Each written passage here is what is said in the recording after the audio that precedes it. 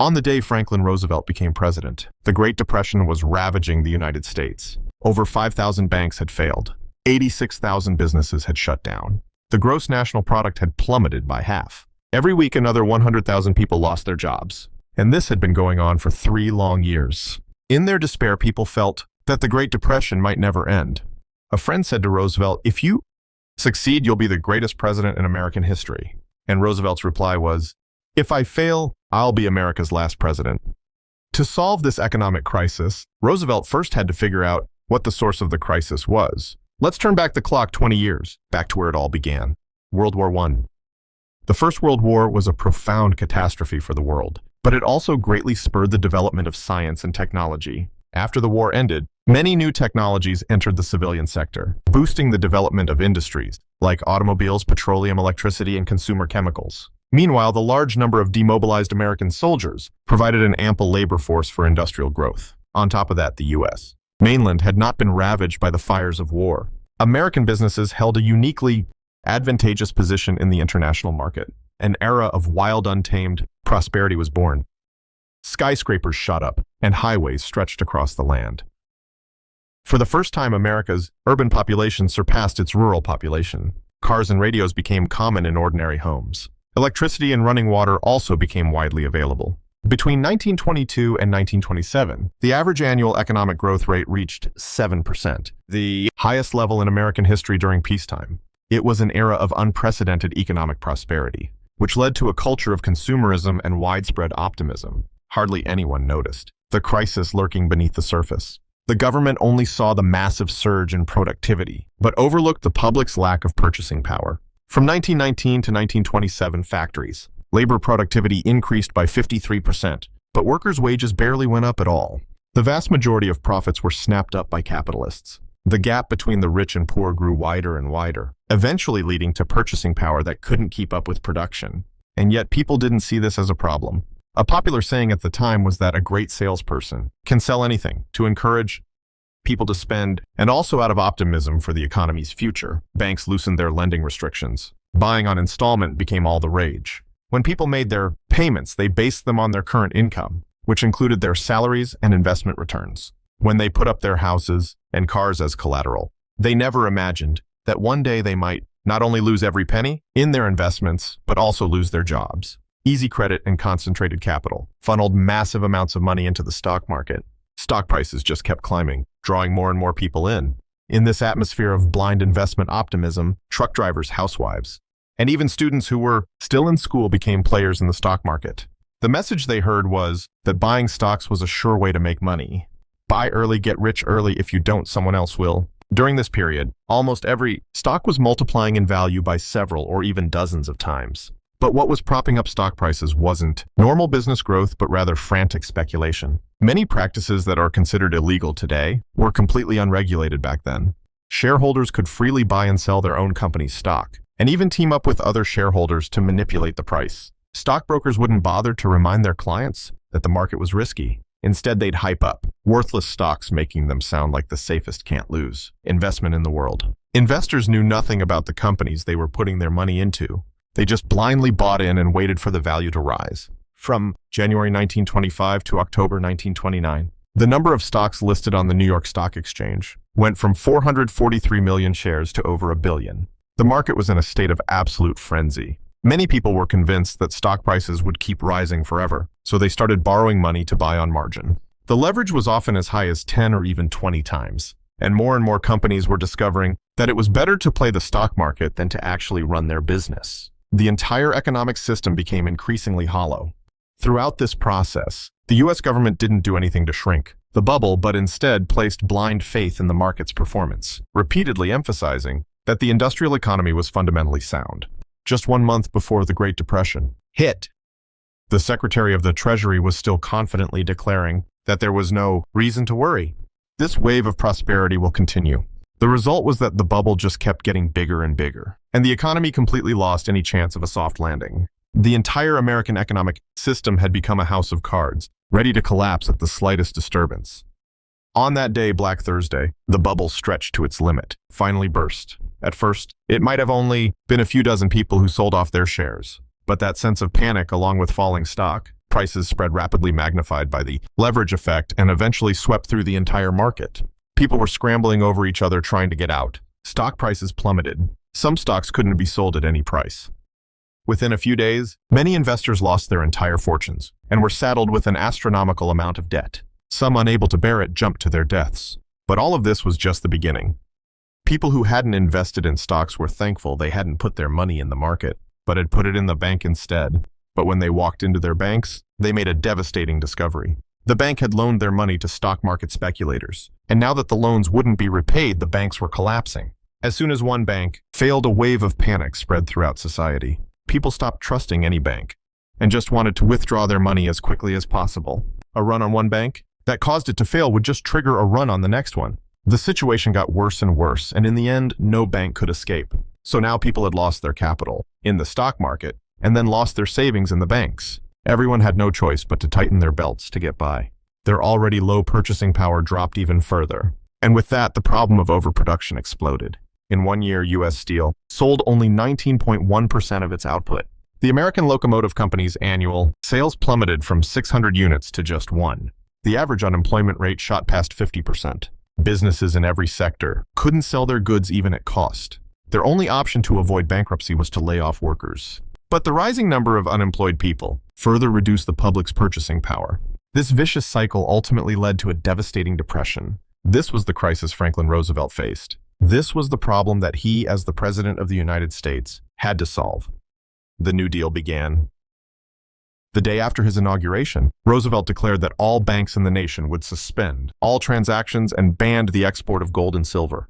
The banking system on the verge of collapse was frozen in an instant, and Roosevelt only had a few days to bring it back from the brink. On March 9, 1933, the Emergency Banking Act was rolled out. The government would inspect every single bank, reopen the banks that were solvent, reorganize the ones that could be saved, and close those that were beyond repair. The act also announced that $2 billion in new currency would be issued to relieve the cash shortage, but none of this was enough. Roosevelt still had to convince the American people to stop the bank runs, and not to, as soon as the banks reopened, pull all of their money out. He was essentially asking a group of people already terrified by the economic crisis to trust the banks, trust the government, and trust everyone else in society. It was incredibly difficult, but Roosevelt did it. On March 12th, the night before the banks were to reopen, every American heard this message from their radios. The president wants to come into your home, sit by your fireside, and have a little chat. Everyone was captivated by those words. Roosevelt's friendly and calm voice rang in their ears. My friends, I want to take a few minutes to talk with you about the banking situation. Only a very small number of people understand how a bank actually works. The vast majority of people simply think of a bank as a place to deposit and withdraw money. For the next 15 minutes, Roosevelt broke down, in simple terms, how banks operate, why they were failing, and what we could all do about it. He used simple words and his points were clear, allowing almost every single listener to get a basic understanding of the crisis that was unfolding. And over the radio, Roosevelt's tone was so incredibly down to earth. People, it was as if he were really just a friend sitting by the fireside, chatting with you. So many people were moved by this way of communicating. They heard the president asking for help. Without your support, everything we're doing here in Washington is completely meaningless. The next morning, long lines formed in front of the banks once again. But people weren't there to withdraw money, they were there to deposit it. Many people took the money. They had fought tooth and nail to get out and put it right back in, all because they had heard the president's call to action. In just 2 short weeks, deposits in the nation's banks increased by 50%. 3/4 of the banks reopened for business. On March 15th, the Wall Street stock market rallied hard. The Dow Jones Index soared by 15% in a single day, the largest gain in its history. Capitalism was saved in 8 days, one of Roosevelt's advisors remarked. But soon, people discovered that the content of the New Deal was a little less than capitalist. On March 31st, 1933, the U.S. Congress agreed to establish the Civilian Conservation Corps. Over the course of 9 years, this program employed a total of 3 million people. The government didn't just give them a salary, it also covered their food and housing, as well as training and medical care. They had them plant 3 billion trees, protecting 20 million acres of land from soil erosion. Americans realized their government had changed. All of a sudden, the government itself was jumping and hiring huge numbers of workers just like a corporation. But the work it was doing wasn't about chasing profits, like a company would. Roosevelt didn't stop there. He reached into every sector of the national economy and began a full-scale intervention. On May 12th, Congress passed the Federal Emergency Relief Act, allocating hundreds of millions of dollars to the states to provide relief for citizens struggling with unemployment. In the past, this sort of generosity was seen as something reserved for the rich and for corporations. For example, but now Roosevelt defined it as a government responsibility. He pointed out that people shouldn't just have freedom of speech and freedom of religion. They should also have freedom from want. Meanwhile, the Agricultural Adjustment Act, passed on the same day, allowed the government to control agricultural production, using a visible hand to guide the industry back to balance. On June 16th, Roosevelt's reforms reached their peak. To boost the public's purchasing power, he took on the capitalists, forcing them to give a piece of the pie to the workers. The National Industrial Recovery Act was born. This law required every industry to set maximum work hours and a minimum wage, and it gave workers the right to unionize and engage in collective bargaining with employers. The practice of hiring child labor was also abolished. In one of his fireside chats, Roosevelt stated, "Under this law, our nation's workers have inalienable rights, and no one is allowed to take those rights away from them." The newly formed National Recovery Administration also promoted the slogan of 40-hour work week and a minimum wage of $12. This made huge waves. The ecstatic public held a massive celebration parade in New York. 250,000 people marched, and the parade filled with cheers, and laughter lasted for a full 10 hours. The crowd of onlookers was as large as 2 million people. Businesses that complied with the National Industrial Recovery Act would receive a Blue Eagle symbol. This symbol quickly became all the rage across America. The mayor of Boston led the way, declaring, "I will only shop at Blue Eagle stores." Unlike the jubilant public, the capitalists absolutely despised this act. They formed the American Liberty League and accused Roosevelt of being an unconstitutional dictator. All it does is stir up class conflict. Its leader, Al Smith, insisted the New Deal was basically socialism. He made the alarming claim that America can only have one capital, either Washington or Moscow. The capitalist mouthpieces also jumped into the fray. The Saturday Evening Post declared, "To say that America's business leaders have failed is to say the entire world has failed." The paper also enthusiastically praised child labor, saying the best way for American boys to succeed is to put them to work before they're even grown up. Go to work. Roosevelt scoffed at these criticisms. In a speech, he pointed out, "Some people who fear progress have given our work all kinds of strange names. Sometimes it's fascism, sometimes it's communism, and sometimes it's socialism. In doing so, they are taking something that is very simple and making it complicated. But I only believe in practical explanations and practical policies.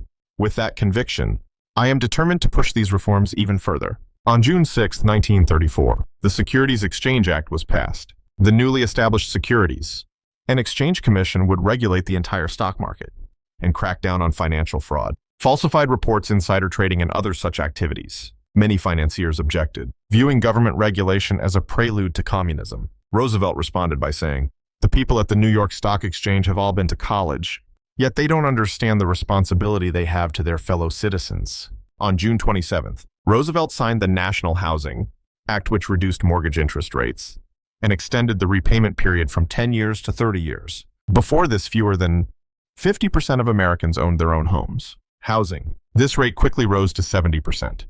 Going into 1935, Roosevelt had an even more ambitious plan in mind. He wanted to kick off a massive infrastructure era with the government driving the whole country forward. The Works Progress Administration was created.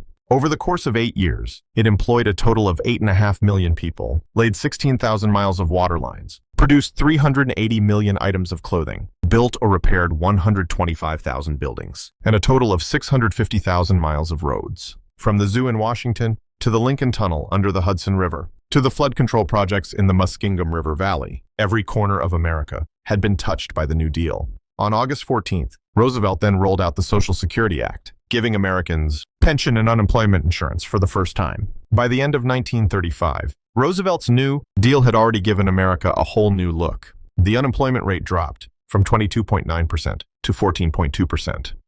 GDP growth exceeded 11% for 2 years in a row. The national income increased by 34%. As a result, Roosevelt was beloved by the public. People put up his portrait in bus stations, libraries, barbershops, and even in their homes. The New York Times ran a poll at the time. Who do you think is the greatest person in the world? God only came in second. Roosevelt was number one. When the 1936 presidential election came around, of the 48 states in America, 46 of them cast their votes for Roosevelt handing him a landslide victory and his re-election. "I have never seen any president wield such supreme authority as Roosevelt," commented W.M. Kiplinger, a journalist at the time. Another journalist, John Gunther, said model, "If Roosevelt had wanted to become a dictator back then, it would have been incredibly easy." And that was pretty much the reality. Roosevelt even dared to take on the Supreme Court in a public confrontation, challenging the separation of powers, one of America's most fundamental political principles. The Supreme Court, with its conservative majority, had repeatedly struck down laws from Roosevelt's administration. They were dedicated to maintaining the tradition of laissez-faire economics and helping big corporations fight against the encroachment of government power. Their justification often came down to just one clause in the Constitution, that without due process of law, no person shall be deprived of life, liberty, or property. Under the halo of judicial independence, the justices felt they were untouchable. They had lifetime appointments. Their salaries couldn't be cut, and unless they retired voluntarily, nobody could force them from their seats. After negotiations went nowhere, Roosevelt came up with a ruthless plan. He proposed increasing the number of Supreme Court justices so that he could appoint his own allies to completely flip the outcome of their votes. People were shocked by the idea. Roosevelt already controlled Congress, and now he wanted to control the Supreme Court too. The image of a dictator was beginning to emerge. Opposition surged, but Roosevelt stood firm. He argued, "We all live under the same Constitution, but its meaning is decided by the justices. They pull interpretations of its words out of thin air and make baseless assumptions about its meaning." In both Congress and in public opinion polls, Roosevelt's support was consistently stronger than the opposition's. In the end, the Supreme Court gave in. They changed their stance and approved several New Deal laws. One justice voluntarily retired, allowing Roosevelt to replace him with a justice who supported the New Deal. Roosevelt could bypass Congress, bypass the lobbyists, and bypass the stubborn bureaucrats to go straight for his goals.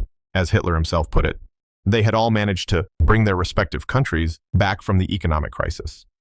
They drew their swords and looked at each other across the seas. As if on cue, they all set their sights on the throne of world supremacy. There's a mysterious cycle to human events. Some generations are given much more from heaven. Of other generations, much is expected. And our generation is destined to bear the weight of fate. When Roosevelt, in his 1936 campaign speech, said those words, most of his listeners thought the president was referring to their generation, having to endure the Great Depression. But it was more than just that. Roosevelt had much bigger ambitions. 300 years ago, when the Mayflower sailed for the New World, the passengers on board believed they had left the past behind. From then on, all the conflicts of the Old World had nothing to do with them. They were going to start a new life in the New World. This kind of symbolic independence influenced generations of Americans, eventually turning into a deep-seated isolationism. Just as Washington said in his farewell address, America is isolated far from other nations. This geographical location allows us to follow a unique foreign policy. If we get involved in European affairs, whether by forming friendly alliances with them or by engaging them as enemies, it would be unwise. So when Americans heard that Hitler had marched his troops into the Rhineland, or that the Japanese had invaded northeast China, they all just felt that it was something happening in a distant, different world. There was no need to get involved at all.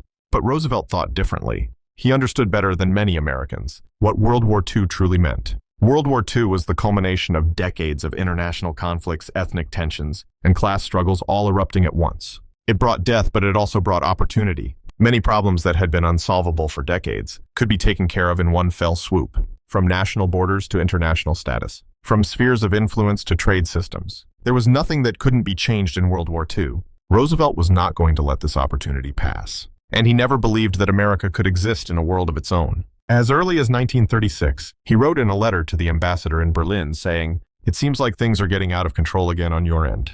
All the experts say there won't be a war, but as president, I have to be prepared."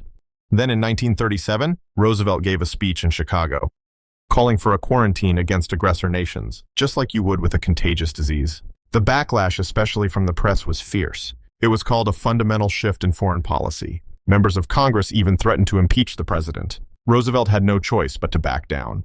"It's a terrible thing," he told an aide. "You try to lead everyone to take action, only to look back and find no one behind you." This isolationist sentiment that Roosevelt was facing was largely because people saw World War II as a repeat of World War I. In World War I, 110,000 American expeditionary soldiers were buried on foreign soil, and most Americans felt it simply wasn't worth it. They blocked the US from joining the League of Nations, because participating in an international organization meant getting entangled in international disputes. They passed 3 neutrality acts, which prohibited the United States from selling weapons or providing loans to any nation at war. Roosevelt had to break free of these shackles, or else America would miss its chance, failing to provide aid when it was needed, and failing to join the war when the time came. The battle between internationalism and isolationism had begun. Roosevelt had to change the public's attitude little by little. The year 1938, November 9th, the Night of Broken Glass, marked the beginning of the Nazis' systematic slaughter of the Jewish people.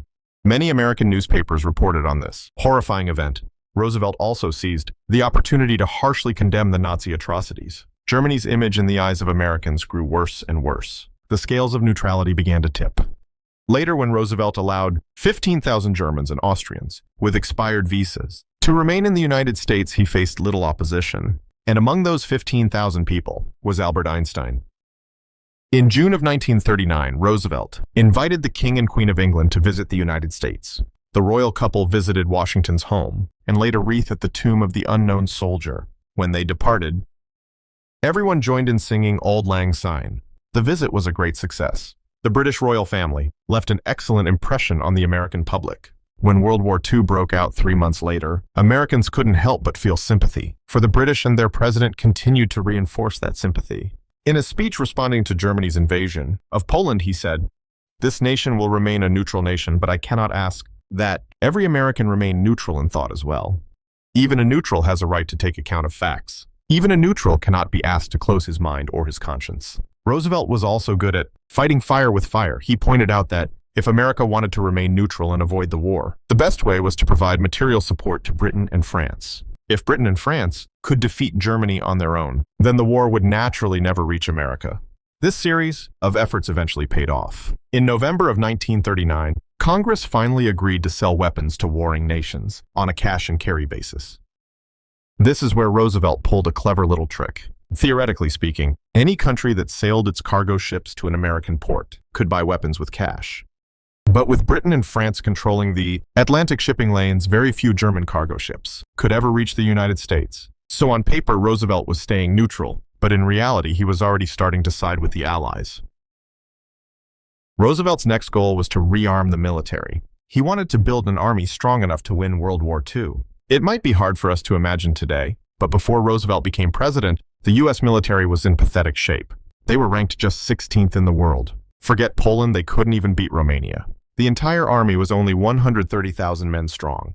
Their service rifles were designed in 1903. Their steel helmets and leg wraps were leftovers from World War I. Their so-called mechanized infantry regiment was actually led by cavalry. Fortune magazine called it the worst equipped army in the world. By the time World War II broke out, and Germany had unleashed 1.5 million troops to sweep across Poland, the U.S. Army's strength had only managed to expand to 170,000. Time was running out for Roosevelt. He had to choose the right person to completely transform the U.S. military. On September 1st, 1939, the very day World War II began, Roosevelt skipped over 34 generals and handpicked George Marshall. He promoted him from a one-star brigadier general straight to chief of staff of the army. Marshall's career had been long and unremarkable. He'd been passed over for years. At age 55, he was just a colonel who finally made brigadier general by just sticking it out. And by the time Roosevelt gave him this monumental responsibility, he was almost 60. But history would prove that Roosevelt had made an incredibly wise choice. With extraordinary boldness, Marshall took on the U.S. Army and implemented sweeping drastic reforms. He got rid of many of the old guard generals who were stuck in their outdated ways and promoted numerous exceptionally talented newcomers. He took Eisenhower, who was then a major general, handpicked Patton to command the Armored Corps, and moved Ridgway into the Army's Central Planning Division. Inevitably, there was some opposition, but Roosevelt gave Marshall his full support, allowing him the freedom to get the job done. Roosevelt also understood that a strong army wasn't just about manpower. It also needed money. On May 16, 1940, Roosevelt gave a speech before Congress. He listed the time it would take for warplanes to fly from various parts of the world to American soil, the time it would take. He used this to illustrate that in the age of air warfare, the great Atlantic and Pacific Oceans were no longer the natural barriers against war they once were, and Germany's air force was far superior to that of other nations. To deal with this imminent threat, Roosevelt asked Congress to approve an increase in military spending to add 500,000 men to the armed forces. At the end of his speech, He called on the American people to not be afraid of bloodshed and sacrifice, and to staunchly defend the democracy they had built with their own hands. The speech was an unprecedented success. Both houses of Congress erupted in a passionate, roaring ovation.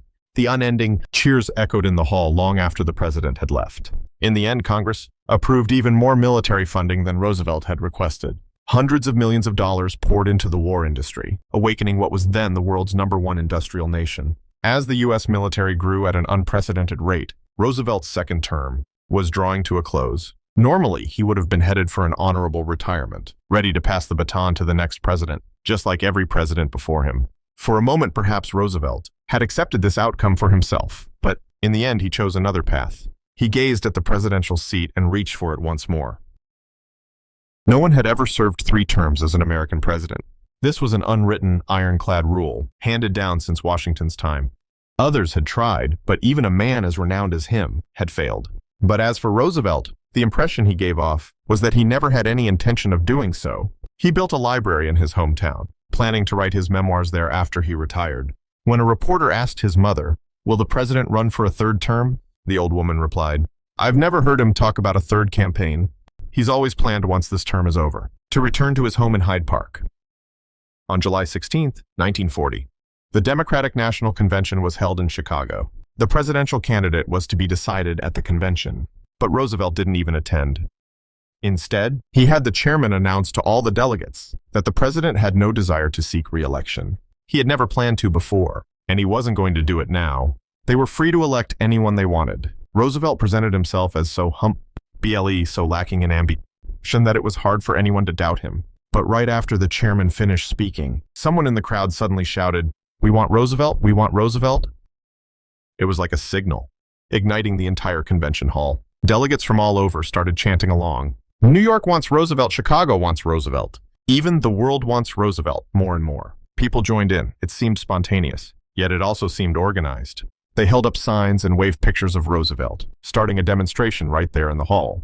The atmosphere was so intense that if Roosevelt had been there, out on the field, the excited crowd will definitely drape him in the flag. About an hour later, the convention hall finally started to settle down. And when the voting began, Roosevelt's name was right there on the ballot. The president had said people were free to vote for anyone. So of course that meant they could vote for the president himself, right? In the end, Roosevelt received 946 votes. The other candidates only received a combined 148. But when people brought the good news to Roosevelt, they discovered that this man, who supposedly had no interest in running for re-election, had already decided he wanted to be the vice president. On July 19th, Roosevelt officially accepted the nomination. He said it was difficult for him to refuse. "If the people have chosen me, then I am willing to serve with everything I have."